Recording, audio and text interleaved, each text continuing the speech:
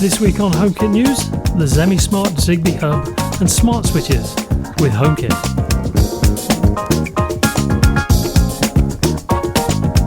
So what we have for you today is the new Zigbee Hub from Zemismart, which works with HomeKit, as you can see on the box. Now it also works with Amazon and Google, as well as a few other platforms, although we'll only be concentrating on HomeKit at this time. Things start off well with an instance of a HomeKit code, which is a welcome sight, and the first thing we see is the hub itself, which we'll put to one side and come back to shortly. Next is a small English manual with another copy of the HomeKit code, along with some extras to get your hub up and running. In the box we get a couple of cables, the first of which is a rather short Ethernet cable to connect the hub to your router or modem, although this device can connect wirelessly. There's also a USB to micro USB cable to power the hub, although you should note no USB power supply is provided. Finally, 3 roll plugs and screws are included. These are designed to be used with the provided wall plate that allows you to mount the hub to a wall if you so wish. And yes, that's another instance of the HomeKit code, in case you were wondering. Obviously this hub can sit pretty much anywhere, but it's not often you get the opportunity to wall mount something like this, so this is a small but welcome addition in my opinion. So let's have a closer look at the hub before I move on to the switches that I mentioned at the start of the video. There's not a lot to see, but at the back you get a pairing button, an Ethernet port, and a socket for the micro USB cable for power. The hub itself is quite small, measuring only 90mm in diameter and just 21mm deep. The only other thing to distinguish this very plain looking plastic puck is an LED ring that encircles most of the device, which should be green in normal operation. The LED ring is not exposed to HomeKit and can't be controlled or adjusted in any way. Onto the smart switches, which Zemismart kindly provided in order for me to actually test the hub.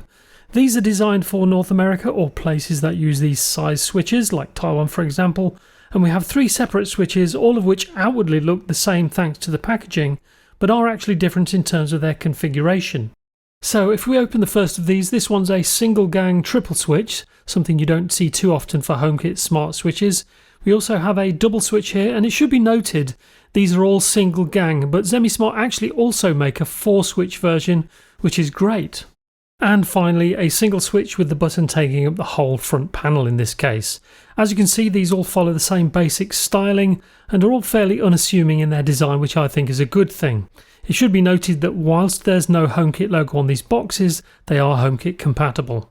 A closer look now at the switches, and starting with the dimensions, which will fit North American sized back boxes without any issues. All the switches are 118mm wide, 74mm tall and just 11mm deep. All the switches come with LEDs to show the status, as well as allowing you to see them in the dark, although these can be adjusted in the settings, which I'll demonstrate shortly. Finally, whilst these will fit standard back boxes, they do take up the whole front, so they're not compatible with Decora style plates, which you can see demonstrated here. I should mention these switches don't require a neutral, which is good news for me and others I imagine, although neutral versions are also available. They also don't have an earth terminal, given that these are mostly made of plastic. Just to demonstrate the hub is legitimately HomeKit compatible, I'll show you the installation procedure, which is as standard as it gets given that we use a HomeKit QR code. The device is correctly identified as a bridge, and once connected you just add it to a room and you're pretty much done. To check that the hub has been added to HomeKit, just go into your home settings, select hubs and bridges, and the hub should be listed there.